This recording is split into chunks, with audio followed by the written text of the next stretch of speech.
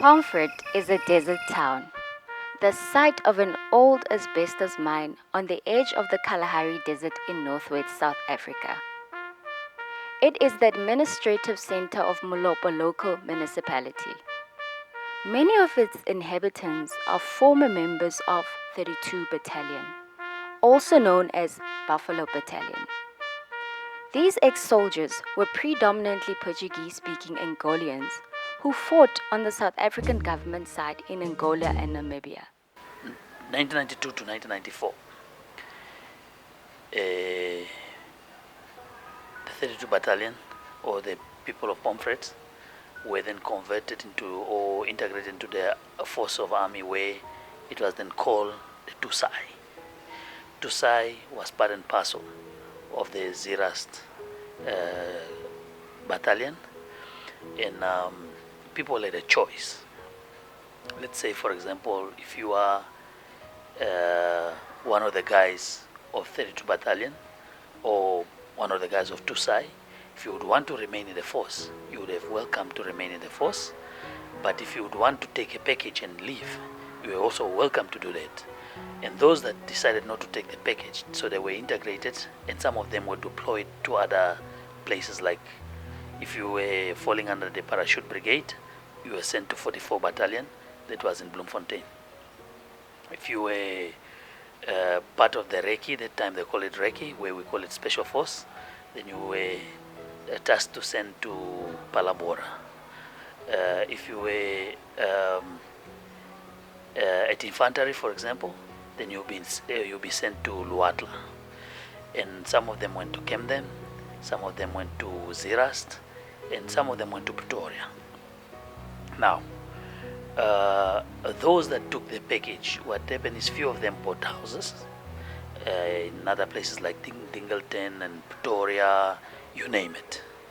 So others decided to stay in the camp or in the base of Pomfret. And as time went by, there was a certain consultation that was taking place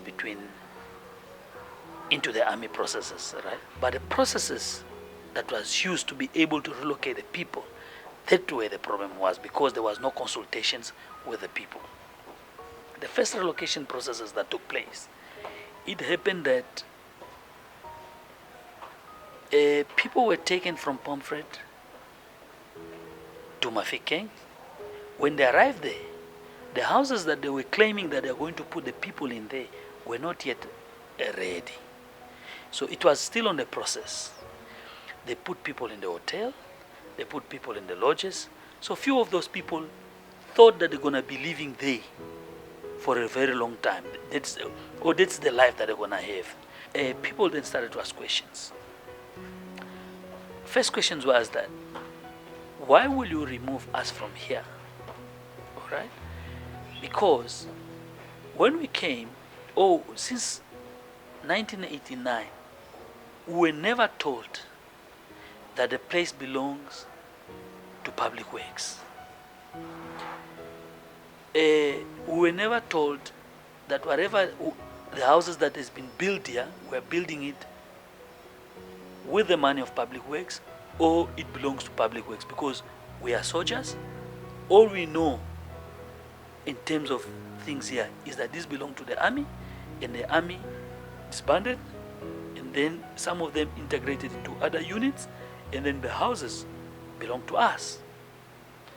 But there was no proper answer. People were then taken by force, some of the guys, some of them had to leave, and police guys were vandalizing the place, where if you go to YouTube you find it there. They were vandalizing the place for people not to be able to come back into their houses and so forth. So a few individuals in the community took a step or took an initiative to go and obtain an interdict against the people who were actually relocating people without following proper processes. Some of the people went into the media and they said that they do not want to move from Pomfret. But to my understanding, why did they have to say that is because they know if they have to move from Pomfret, where where are they going to stay? People in Pomfret, their first language is Portuguese. All right. A few of us were forced to speak Afrikaans by that time. We're gonna take a bit of a break right now. Go grab a coffee, a drink, water, or something. Make a sandwich. We'll be back with you in a minute.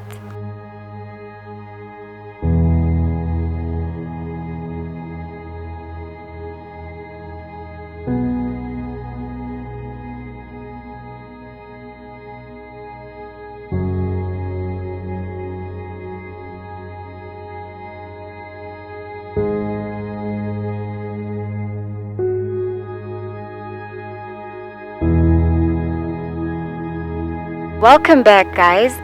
We still have Mr. Martin with us in the studio to talk about Pomfret. My main issue and my main concern is education. We can produce better people from the school of Pomfret. And I understand the concern of the people. I understand the concern of people that there is certain historical issues in Pomfret that they do not want to leave. But it's something that we have to then understand when we have to move from or integrate into any kind of a community or whatever. It's not going to be an easy process, but it's a process that we're going to have to adapt. If government is saying, I can assist you up to this point, let's then accept till we can government assist us, and let us see what can we do ourselves to be able to get to where we want it to be. But if we're going to be sit down and wait for government, it will never come, because remember, we are not the only people in South Africa. We are not the only people in South Africa. As much as we think we are special, other people also think the same way. They have the same mentality, they have the same expectation, they expect everything to be done that way. But I believe if government can just try to be able to assist people to relocate from where they are to a closest town where they can find jobs, they can have, they're able even to go walk to work. It will already mean a lot, because we do not want to be labeled that people of Pomfret are criminals, people of Pomfret are this and that. But there is a lot of ways of sorting this thing out. And what I'm pleading is for us to be able to have the correct thing is by allowing government to do what is right. So in that regard, let us come on the table. Let's try to resolve things 50-50. Government is going to compromise where they can. We need to compromise where we can. But the fact of the matter remains one. We need to vacate the place. But what is very key and what is very important for now is for us to be able to have an answer from government. What are the answers that we're expecting from government? Is to be able to say that we are ready to move the people. Then we can start to get involved, fully involved, because it does not help for us to prepare the people's mind. And the people are saying, I was there now. They're saying to me, I want to move. I don't want to be here. But then, where will this person go? That will remain the second question. But if government can come and say, we are ready to cater for these people to go, then it's our task and duty as person who's coming from there to go back on the ground and say, guys, you need to move. And they'll have to move. Because you know what?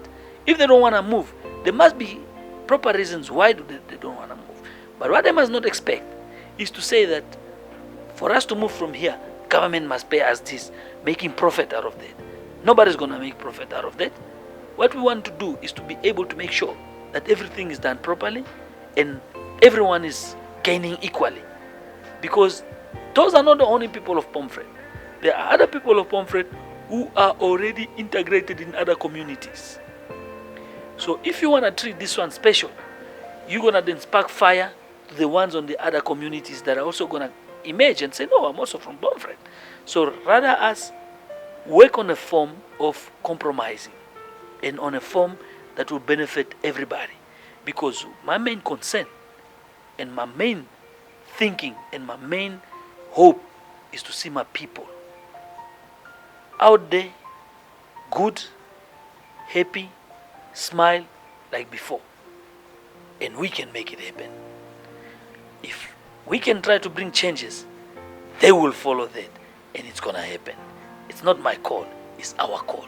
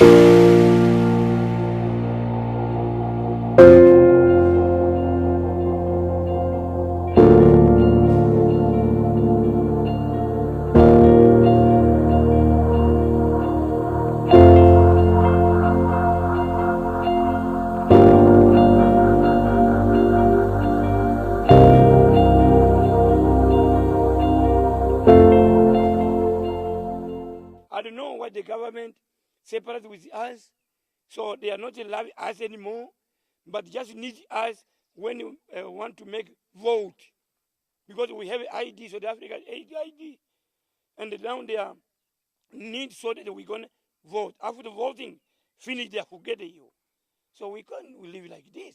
We see it is a problem, and sanitation is a health hazard to our children.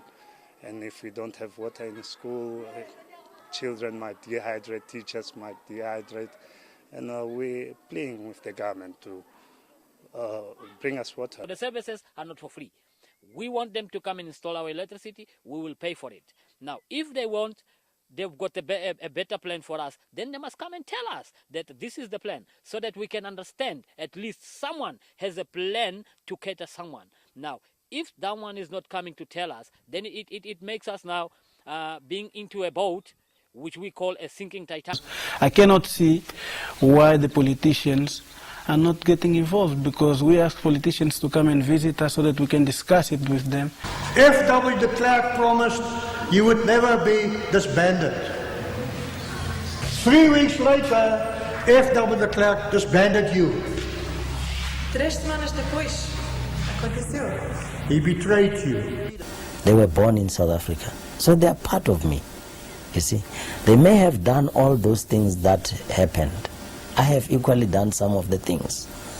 But we have come into an era where there must be reconciliation. And if people thought it was reconciliation between President Mandela and F.W. de Klerk, no. The school also does not have electricity. So there's a challenge also of sanitation. So, that poses danger to the learners because there's no water. Even underground, there is no water. The parents here, they're not working.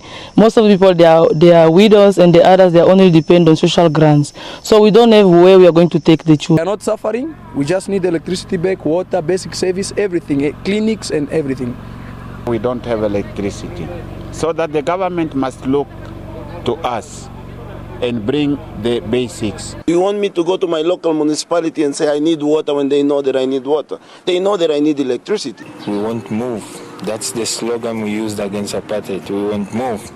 Now I'm also telling to the present government, we won't move. They promised to say this is our place, this is our land, it's a new place for you, you don't have where you have been born here, but we can buy this place for you forever. The good part about Pomfret, when there's a party we all dance, when one dies we all cry, when there's a joke we all laugh. That's what makes us stay here. In South Africa we've got many different cultures, no? And in this community we also have different cultures, but we tend to learn only one culture, a culture in which love rules, We learn to live with each other, we help each other. So this culture is not my culture. It's not the culture of the guys from Pomfret. And I think my colleagues in Pomfret, let them come.